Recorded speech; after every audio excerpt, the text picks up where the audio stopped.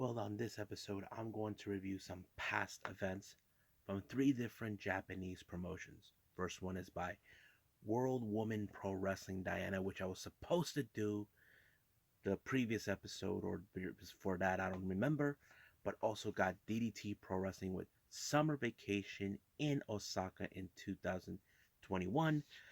This took place back in June, which the main event featured the KOD tag team titles between Smile Pisai, which was featuring Yuji Okabayashi and Harashima to take on 37 Kamina, Konosuke Takeshita, and Shuma Katsumata.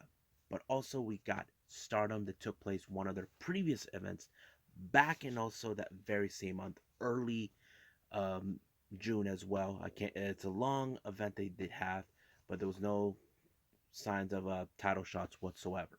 And also a little bit of some news updates regarding New Japan Pro Wrestling and Stardom and their current events right now. So let's get started with another episode of the Leader Wrestle Zone.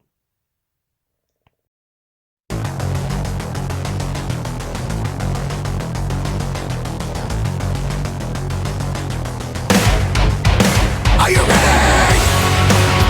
Get up, get up! Get up, get up! Get up, get up! Get up, get up! Get up, get up! Get up, get up!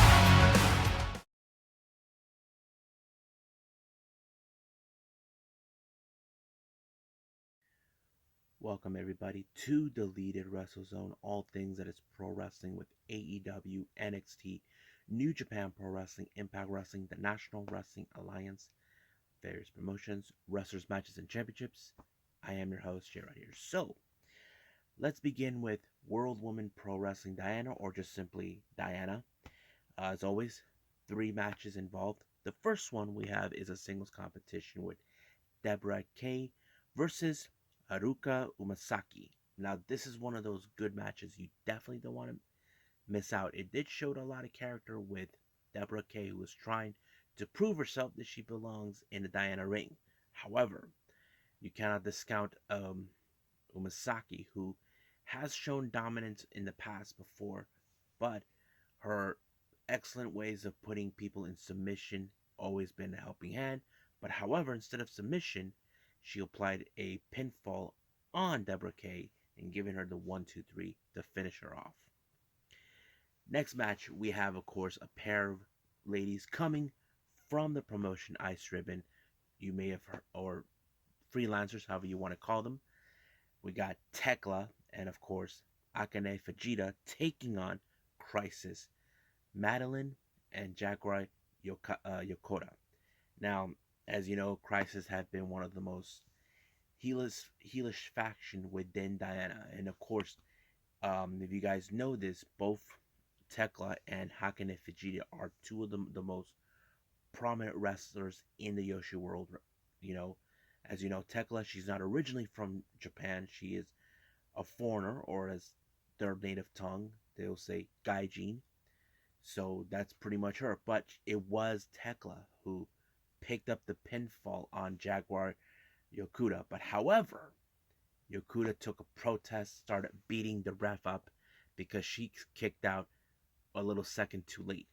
But it did allow for, Tekla to win the match. But probably will not see the end of it. Now, our main event we have is another pair of tag teams. We got Rina Amikura teaming up with member of Crisis Ayako Sato to take on Ami Miura and Koyoko Inoue. Now, this was also a pretty good tag team, but however, when it comes to Kyoko Inoue, who is the founder of Diana, she always ends her matches in the power bombs, and that's exactly what she did. She put Rina in a power bomb, and 1, 2, 3, it was over from there. Excuse me. But yeah, so hope that's pretty much it we got for Diana. So let's move on with DDT Pro Wrestling.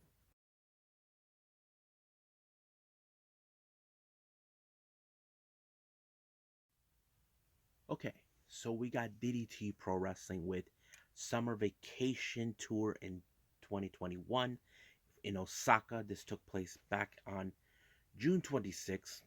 Just don't remember the venue. It opened up with a singles competition. We have Hideki Okatani taking on the much anticipated veteran Kazusada Iguchi.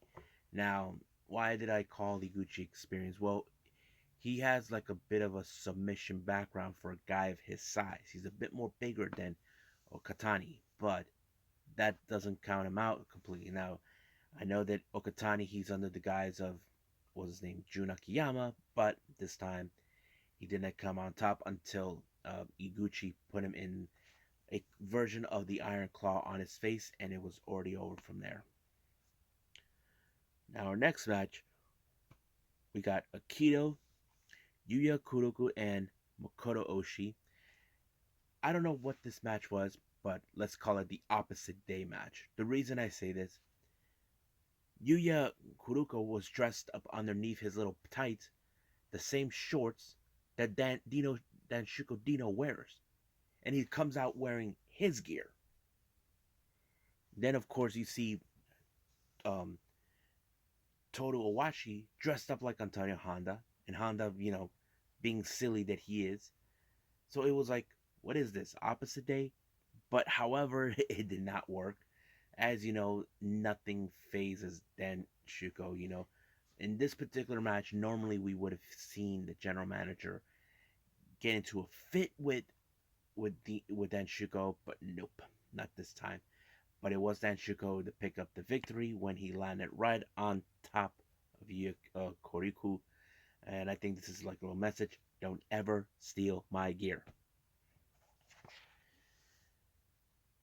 Now, the next match, we got a triple threat match, or three-way as they call it. Yuki Ino versus Yukio Sakaguchi versus Kazuki Irada. Now, those who don't know Yuki Sakaguchi, he has a tremendous MMA background. However, he's not here to play games. But when it comes to guys like Irada, all he wants to do is dance. He wants his moment of spotlight, but he never gets it. Only on a rare occasions he does. And of course, there's the genetic freak himself, Yuki Ino. He does the same thing. So basically, Sakaguchi, he is like, I'm not playing any games, no matter what. But, well, like any other games, it kind of fits into, how to put it, allow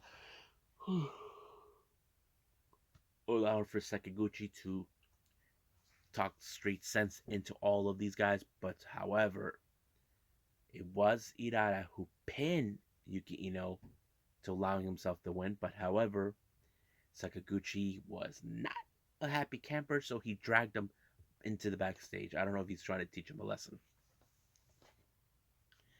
Next match, we got a pair of tag teams. We got Naomi Yoshimura from Junretsu teaming with Yukio Naya to take on Damnation's Yuji Ino and Tetsuya Endo. Now, this was a bit of a challenge for both of these guys, as you know, Yuji Endo and Tetsuya Endo. Yuji Ino and Tetsuya Endo are two of the most strongest competitors within Damnation, and practically, I think it showed a lot of character. Like Yoshimura, he is trying to prove that he is strong as these guys. Same thing with Naya, but no avail. It did allowed for Yuji Ino to win the match. When he applied some sort of a power slam or something, I'm not sure, to win the match, and that's exactly what he did. Our next match is Yusuke Okada taking on Jun Akiyama. Now, this was a very interesting match. Now, those who don't know, Yusuke Okada has teamed up many times over with Jun Akiyama and his faction, Junretsu. Now, I don't know if this is the kind of match for a test for Junretsu to expand their membership. Right now, I think they had 3 at the time. It was Akiyama, Oshi and Okatani. But I think Yusuke Okada fits in perfectly. He learned a lot from Jun Akiyama, even though he put up a hell of a fight against a veteran like Jun Akiyama. But it was Jun Akiyama who came out on top on this one. Next match, we have a six-man tag team match. We got Damnation Soma Takao, Mad Polly, and Daisuke Sasaki to take on Chris Brooks and the other half of 37 Kamina. We got Mao and Yuki Ino. Now, Chris Brooks, he doesn't seem like he wants to get on the same bandwagon as them, but he's like, I'm only here to be in the match. That's what Chris does, and I don't blame him for that. I mean, I know he did have his histories with Jun Katsumata in the past, but not this time. So it did help a lot for them, but it was Chris Brooks that applied the armbar onto what's his name, onto Soma Taka in order to tap out. And of course, once it was over, he was done. He gets to leave. Basically, it's a done deal.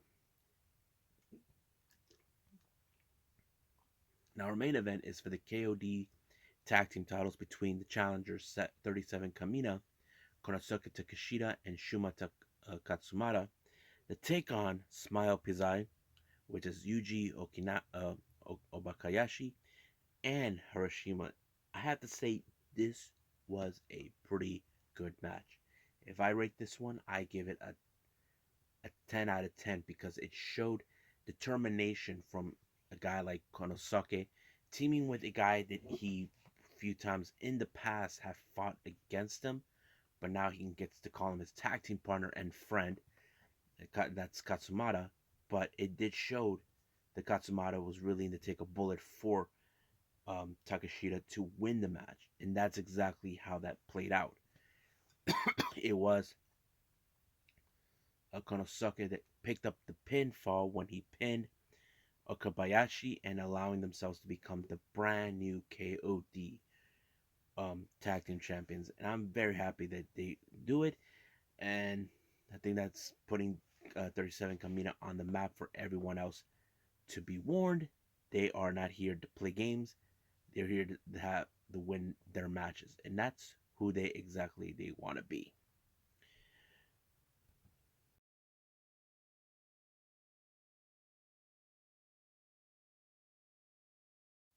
Okay, the last thing I'm going to review is from Stardom. This is a very long title. It's for the Hokoriku Arashi Broadcasting Stardom Terrestrial Broadcasting Memorial. This took place on the 6th of June. Only had 5 matches, so let's go from start to finish. We have Lady C facing off Momo Watanabe. According to Lady C, this is the first time they met. Momo did beat her by submission, but however, Momo is well aware that Lady C, who is a taller person, can put her in the chokeslam, so she played a little bit of the psychology to avoid the chokeslam, but she did much as possible to stay away from that. But however, instead of submission, she put her away down with a 1-2-3, and that was the end of it.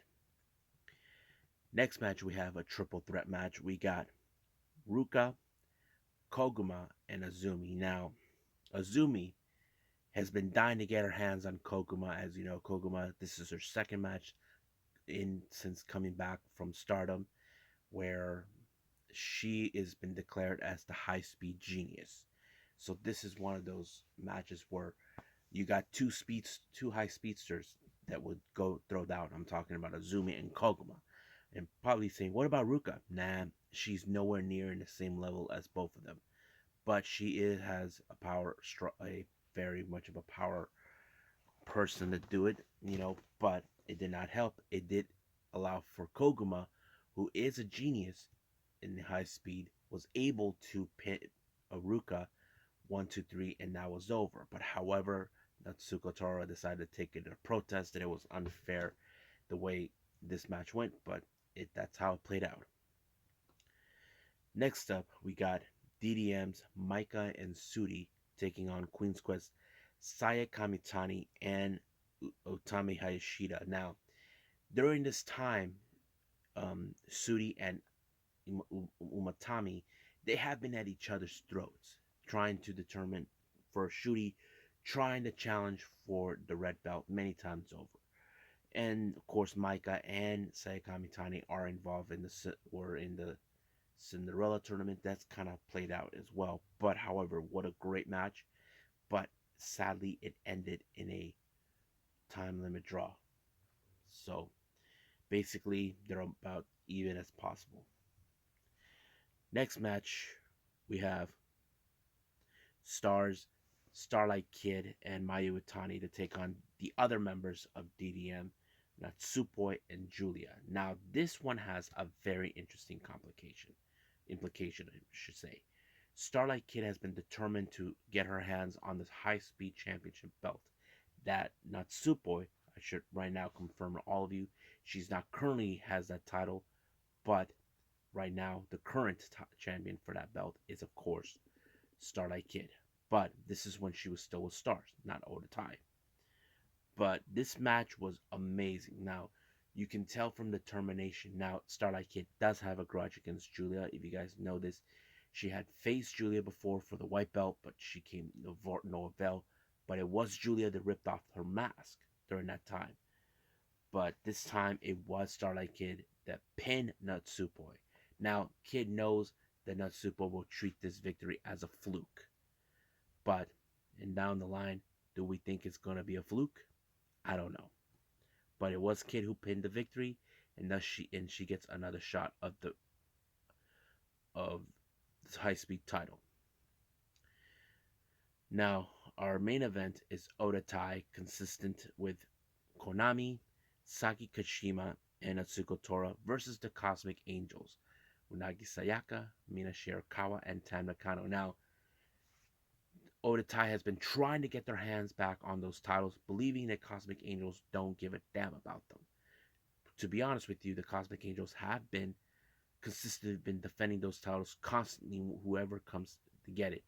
And that kind of shows. But however, it was Saki Kashima that was able to pick the victory and allowing for Oda Tai to win the match and get a future title shot. And that match did took place.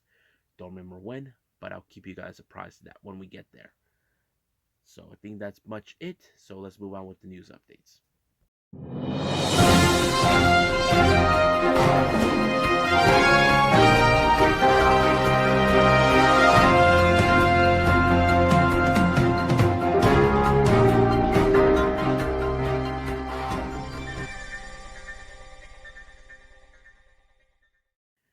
Okay, good news on the New Japan front. It's been announced it's going to happen on January 4th. That's going to be Wrestle Kingdom.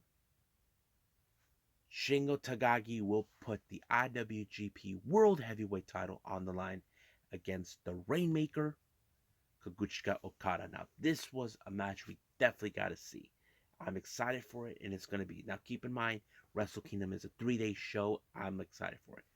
But keeping up with the whole thing with New Japan, it's now been announced out of nowhere. Tetsuya Naito is back, and he said that he is good to go to compete in World Tag League, and he's going to team with Sanada once again. Now, as you guys know, this is the first time. Now, as Shingo is currently the IWGP Heavyweight Champion, this is perfect timing for Naito to get back in the game for the tag titles. Now, he did thank Sanada for bringing him back, despite people say, but isn't Naito the leader of LIJ? Yes, he is. But what's wrong with having a little fun? That's what I say. Now, for those who know, I'm a bit behind with Stardom. Right now, they just had a press conference with their upcoming event that's taking place later on this month of November. Let me pull that one up right now. That one, I think it's called, hold on. I think it's called Super Wars. Let me pull it up here.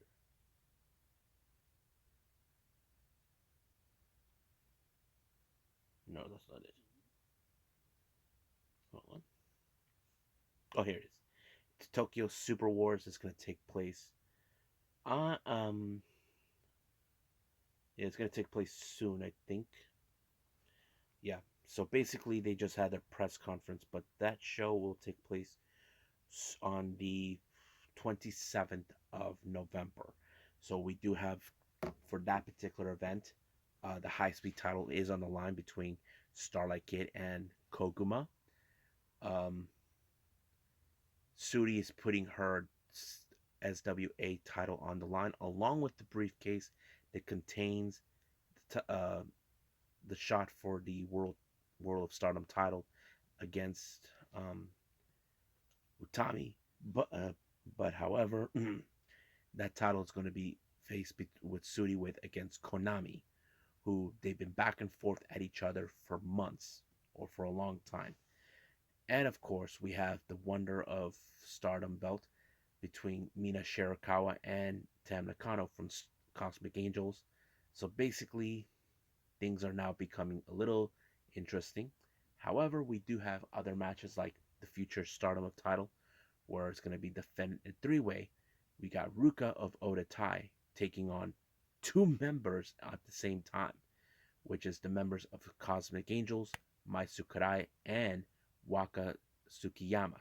Now you say yourselves, why is those two in Cosmic Angels challenge? Well, if it's perfectly for them, they are the future of the brand, and that's the of the promotion. That fits into the well. I know Mai Sakurai did challenge that belt before against Unagi, but she came up short. So that's going to be an interesting match. Now we do have other matches like members from Stars like um, Mayu and Uzuki and Hana will be taking on members of Odatai, Saki Kashima, Rina, and Fukigen Death. However, Saki Kashima, who acts like the most prettiest one in the group, is trying to tell Azuki once they win off, she needs to take off the lipstick, the black lipstick that she uses. Basically, she thinks that's an insult to Odatai, but it's not. It's who Azuki is. But Saki Kashima doesn't see it that way. So there's a lot of things that's going to take place on this event, and that is something I'm going to be following as soon as I catch up with everything else. But from then on, I think that's pretty much it what we got for news updates. So that's about it. Well, I hope you guys enjoyed this episode. Coming up, we got AEW Dark Elevation. You guys may or may not know, I did hear that we're going to see Mei Shiruga be in it. She is now part of the Killer Queens with Emmy and Lulu. I'm excited to see what she's going to do in AEW Dark Elevation. But we also got some past events won by IWC No Holds Barred for the Pit 4 that took place on the 1st of October. We even got Pro Wrestling Magic for Hot AF that took place on the 20th of August. And then finally, Mission Pro Wrestling that was live at Greensboro that took place on the 15th of August. So I'm excited to review everything for all of you. But for now, I'll see you guys in the next DWZ time. Same DWZ channel. I must bid all of you adieu. So goodbye.